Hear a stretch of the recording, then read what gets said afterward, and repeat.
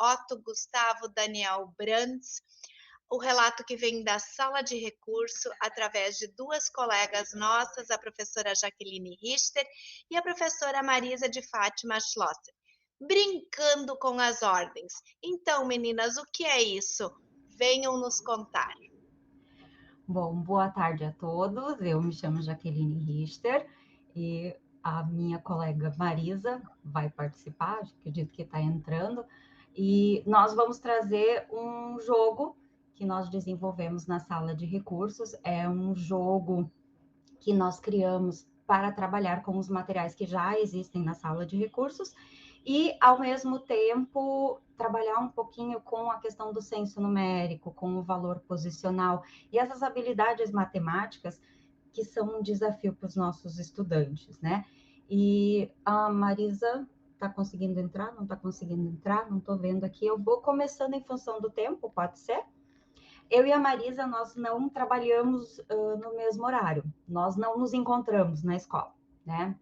Então, no dia de planejamento, nós normalmente fazemos videochamada. Então, quando uma de nós está em planejamento e a outra está na escola, se algum aluno falta, a gente normalmente faz videochamada e troca ideias, e às vezes no planejamento uma vai na escola para a gente conseguir conversar, e nessas trocas, pela angústia que nós percebemos dos nossos estudantes, nós então criamos o jogo Brincando com as Ordens. Vou começando e assim que a Marisa conseguir entrar, ela participa então. Explicando, né?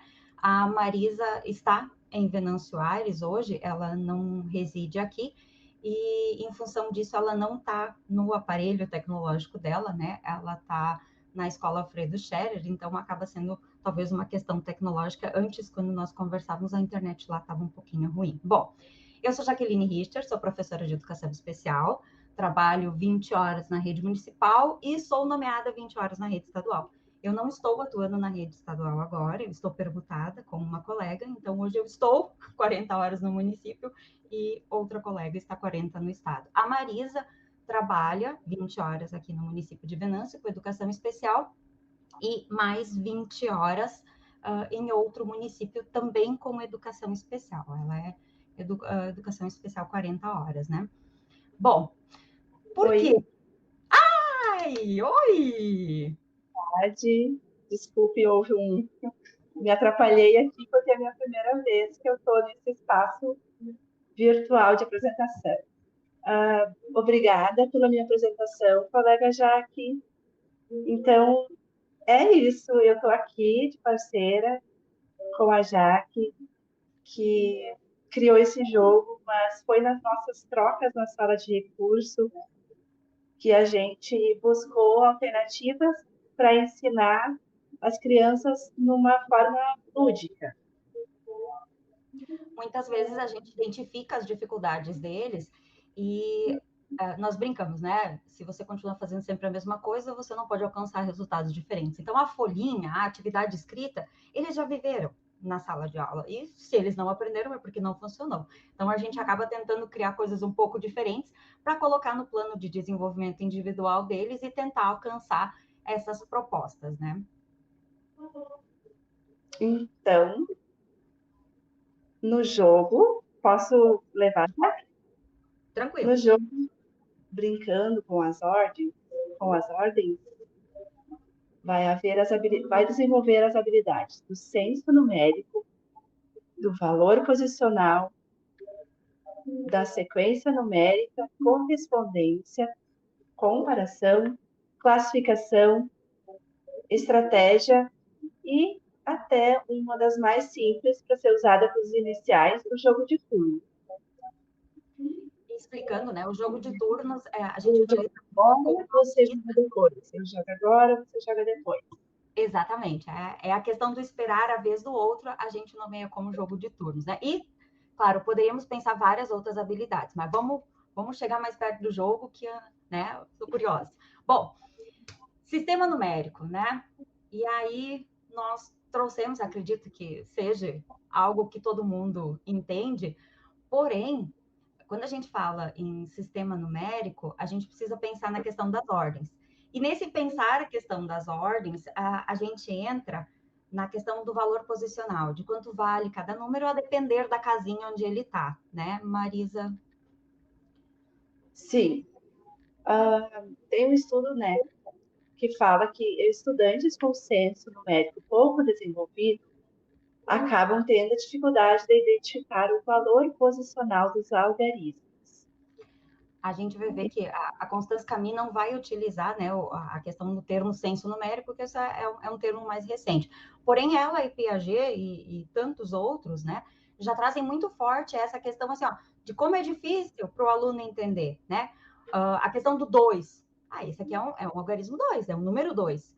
Mas aqui nessa casa ele não é 2. Ele está na terceira ordem, ele vale 2 centenas. 2 centenas são 200. Então, são conceitos que acabam sendo um pouco difíceis para as crianças. No nosso jogo, nós vamos utilizar somente até a dezena de milhar. E as cartas, na verdade, vão só até a unidade de milhar. Mas, óbvio, né? Que nem a Marisa sempre diz para mim, dá para fazer só unidade dezena, dá para fazer só unidade, né? Tem essa questão de que o jogo é totalmente adaptável para o nível da criança.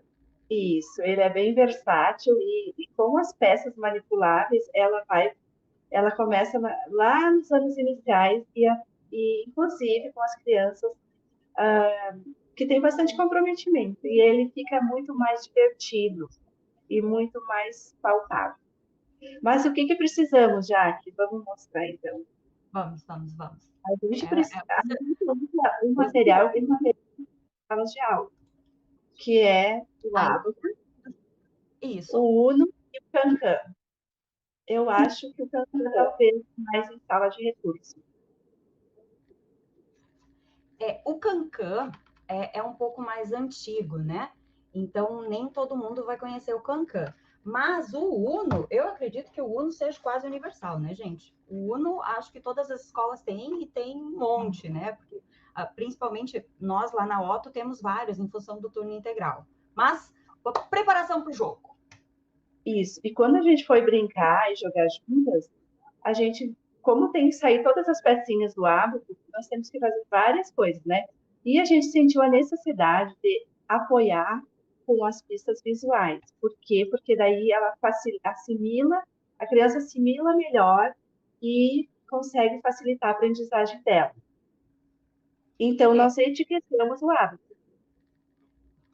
Vou pegar ele aqui. Nesse ábaco que está aqui no slide, vocês podem ver que ele não tem a fitinha de cor na frente, tá? O nosso, que nós começamos a jogar com eles, nós tivemos que colocar fitas aqui na frente, porque os estudantes não estavam conseguindo ver onde colocar a pecinha, né? E no jogo é preciso usar a mesma sequência de cores, a mesma cor para a mesma ordem. Então, aqui a gente colocou uma foto bem grandona para ficar mais fácil de visualizar. Então, nós definimos no nosso jogo, né, a cada cor para cada uma das ordens, e aí fica fácil para eles conseguirem ver onde colocar a pecinha na hora que a gente vai jogando. Eu sei que está parecendo um pouco confuso, que a gente não explicou o jogo ainda, essa é a preparação, tá? Se a gente for vai descendo, já que para mostrar aqui, ó, o antes, isso. A gente vai etiquetar, depois nós vamos classificar o Uno em 2 conjuntos, que vai ter o conjunto de números e o das cartas especiais. Depois a criança vai, cada um, são 2 jogadores, 2 ábacos. Cada um vai classificar as cartas como a gente estabeleceu. A cor branca, a preta, a azul, agora me perdi. Não, a gente estabeleceu uma cor para o nosso jogo, né? Claro que cada um pode fazer o seu. E na preparação, precisa fazer o montinho com eles, precisa classificar, né? O montinho de cartas que tem número e o montinho de cartas especiais, que são essas cartas diferentes que a gente vai explicar agora uma por uma, assim, a gente vai fazer bonitinho. Vocês vão entender a regra do jogo, tá? Isso, essa imagem. Essa imagem é justamente a preparação, esse processo de classificação. Então, aqui estão as nossas fitinhas coloridas que nós usamos para adesivar o ábaco. Aqui o estudante já tinha separado, são cartas do Uno aqui, tá? Ele separou, então, os montinhos dos números em cores, ele classificou primeiro em números e cartas especiais, depois ele fez uma segunda classificação, separando verde, azul, vermelho, amarelo, e ele separou todas as cartas especiais para a gente conseguir ver as regras. Senão eles se perdem, né? Isso. Daí no baralho tem uma pequena diferença no Cancan, né? Eles são no Uno a carta 0. Isso. O Uno E tem essa a carta 0 e o Uno tem o bloqueio, né? E o Cancan usa o X, né? Em vez do bloqueio, o Cancan tem o X e o Cancan tem o mais 1 e mais 2. E o Cancan não tem 0. E o Uno tem 0. Eu gosto muito do 0, porque eu acho que o 0 é o último número, né? Que os homens começaram a utilizar, então eu sempre brinco que o mais novo é sempre um pouco mais difícil da gente entender, ele é mais recente, então eu gosto muito mais de usar com o Uno, em função do 0, do que com o Cancan. Mas o Cancan tem o vezes, então eu sou apaixonada pelos dois, né? Tenho problemas. Aqui, como nós a imagem ajuda a melhorar, né? Ficou bem nítido. ficou, né? A gente colocou, então, amarelo para ser a unidade. E aí, como nós colocamos a fita amarela e não deu para enxergar nada, então nós colocamos a fita preta, porque as pecinhas do ábaco são pretas, né? A gente colocou preto e amarelo, eles já fazem ali uma classificação com duas informações. Verde para dezena, vermelho para centena, unidade de milhar azul, e a dezena de milhar ficou branca. Daí. Ficou branquinho, porque não tem carta branca no jogo, né? Numérica também ficou bem importante como pista visual, porque eles se perdiam depois. O número 10 era o verde e ele tem 2 unidades, né? E isso ficou muito bom para jogar para eles, foi bem importante. Tu fala no sentido que eu coloquei, que a gente colocou os números nas pecinhas do ábaco? E o final, o enta, Sim. cena, nesse Dá para ver ali no slide, né? Nós criamos. O que acontece? A criança tem muita dificuldade de falar o nome dos números. Então, no nosso ábaco, vocês vão ver ali entre o 1000 e o número 3, tem um papelzinho colado, né? Esse papelzinho, não sei se tem como me colocar sozinha na tela um minutinho, me expandir assim. A gente colocou nos nossos ábacos a palavra 1000. Então, o que acontece? Quando a criança vai falar o número, ele fala 3.000. Então, ele sempre, quando chega aqui, ele tem que falar a palavra 1000. E como eles têm muita dificuldade de falar o final do nome dos números, nós colocamos, a família do enta, a família do entos. 200, isso. 300, 400, né? 40, 30, né? A família do enta e a família do entos são pistas visuais para auxiliar eles, né? Nossos ábacos, a gente foi colando coisa. E em cada uma das pecinhas do ábaco, a gente colocou o valor de cada uma delas. Nós etiquetamos elas. Então, o 10, o 100. Né? E isso que facilita na hora deles contabilizarem. Facilita isso. Muito para a contagem deles. Isso. Quando está no valor de 100, né?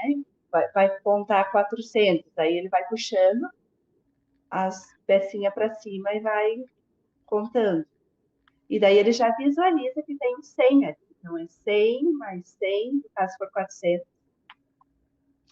Rodada 1. Vamos começar, então, para as nossas regrinhas básicas do jogo, né? Marisa, estamos em 11 minutos e 50 segundos. Bora lá. Definir quem inicia a jogada. Pegar as cartas dos números, uma de cada cor. Então, eles vão pegar, nós vamos definir, vai ser até centena, então define as 3 cores até ali. Colocar as cartas em frente ao ábaco para visualizar o algarismo. E colocar as peças no ábaco conforme o aluno vai tirando, a criança vai tirando. Isso. Eu vou passar adiante, que daí a gente tem algumas definições que precisam ser feitas. E tem uma definição que nós esquecemos de colocar nos slides, que antes conversando que a gente lembrou. Quando a gente joga com o ábaco, com eles, nós deixamos somente 9 peças de cada uma das ordens. Ele acaba ficando muito parecido com o jogo Nunca 10, que os professores do ciclo de alfabetização fazem com o material dourado. Então, a criança não vai ter 10 dezenas de milhares, ela só tem 9. Justamente para que eles percebam a questão de ter que ir para outra casa durante o jogo, né? Mas, na fase 1, precisa definir quantas ordens são, né? Tem que adesivar, então, o ábaco para definir o que é unidade, dezena, centena, unidade de milhar, tem que definir quantos vai usar. As peças do ábaco e as cartas precisam ser organizadas e vence, então, quem tiver o número maior, né? O objetivo é conseguir fazer o número maior. E aí, pensando em situações de jogo, certo? Aqui em cima, os alunos fizeram, então, o montinho das cartas eles foram tirando as pecinhas deles e montaram um número. Então, aqui tem uma unidade, uma dezena, 4 centenas e 3 unidades de milhar. Essa primeira aqui de cima é com o cancan. Essa aqui embaixo, que está o videozinho rolando, é já com o cancan também, e ele está colocando as pecinhas, né? O estudante está montando as pecinhas. E aí, nessa montagem, a gente costuma perguntar, tá, então conta para mim quantos são. Aí ele vai contando 10, 20, 30, 40, 50, 60. Eles vão contando a questão da quantidade para perceber. E aí se compara o algarismo dos dois para ver quem fez o número maior. E quem fez o número maior ganhou a primeira rodada, né? Vamos para a segunda rodada? Preparados? Primeira rodada, bem simples, né, Marisa? Acho que é de boas. Posso ir para a segunda? Pode sim. Ficou bom com o videozinho ali do menino. Ficou, né?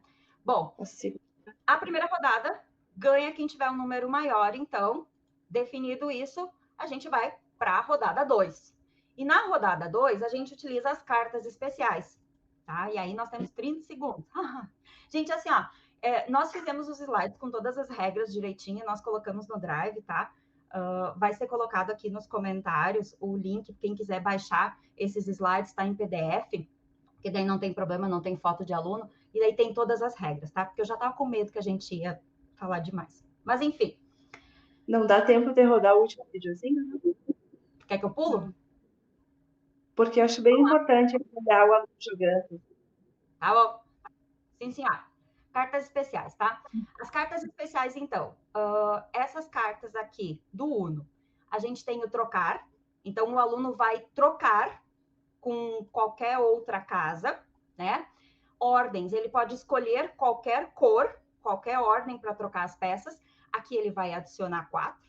E às vezes, quando ele já tem 6, ou quando ele já tem 7, ele vai ter que fazer a transposição, ele vai ter que trocar de ordem. Mais 2, e o bloqueio. Nós não utilizamos o bloqueio no nosso jogo, tá? Nós optamos por não utilizar essa peça. Aqui, nós colocamos 2 situações de jogo, justamente para explicar um pouquinho, né? Então, quem pegar depois os slides consegue ler com calma e tranquilidade ali, justamente explicando. Aqui, então, as peças especiais do cancan, que é cada uma delas. E no cancan, a gente tem a carta X, que é a multiplicação, que nós acabamos utilizando, né, com os alunos maiores, a questão da multiplicação. E no nosso jogo, nós fizemos assim, quando o aluno pega a carta X do monte de cartas especiais, ele precisa pegar, como a carta X tem cor, ele precisa pegar no monte dessas cores uma outra carta para fazer a multiplicação. Mas para os professores do ciclo de alfabetização, poderia ser daqui a pouco assim, ó, multiplicar por 2. A gente está trabalhando a lei do 2. Então, vai ter que multiplicar o número inteiro por 2. Então, eu estou trabalhando com unidade dezena, a criança fez o número 13.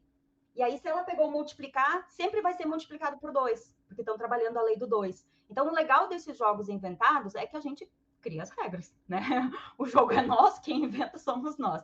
Com o cancan, nós colocamos aqui também algumas situações, justamente nessa questão da multiplicação, né? Tem o videozinho explica, o aluno pegou o trocar. E aí, a gente não estava utilizando a centena, porque é uma criança de 3º ano que ainda está construindo o senso numérico dela.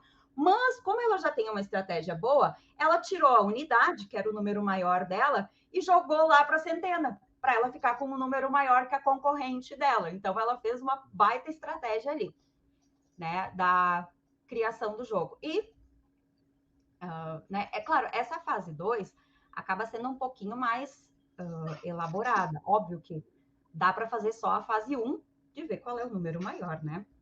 Mas é como você disse, né, já que nós vamos adaptando conforme a situação do aluno. Tu pode brincar desde só pareamento e sequência numérica, ou ele quantificar ali com as pecinhas, ou tu pode elevar o nível com as crianças maiores, né?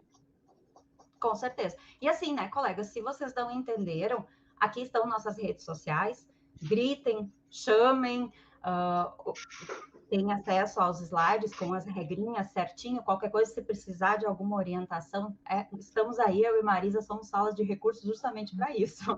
Muito obrigada a todos, desculpa pela correria, né, mas enfim. Muito obrigada também a todos. Exato, obrigada, Marisa, obrigada, Jaque. Sala de recursos realmente tem esta característica, né?